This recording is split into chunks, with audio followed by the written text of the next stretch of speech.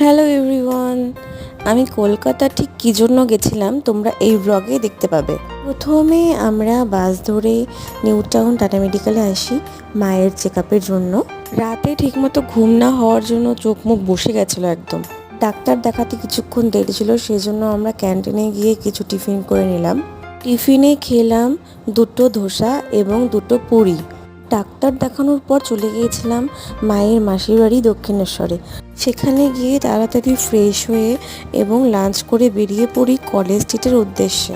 দক্ষিণেশ্বর থেকে মেট্রো চেপে আমরা নেমে পড়ি মহাত্মা গান্ধী রোড। সেখান থেকে অটো করে যেতে হবে কলেজ স্ট্রিটে। আমি, মা এবং মায়ের মাসি মেশো অর্থাৎ আমার দাদু ভাই আর দিদুন, আমরা চারজন মিলে গিয়েছিলাম।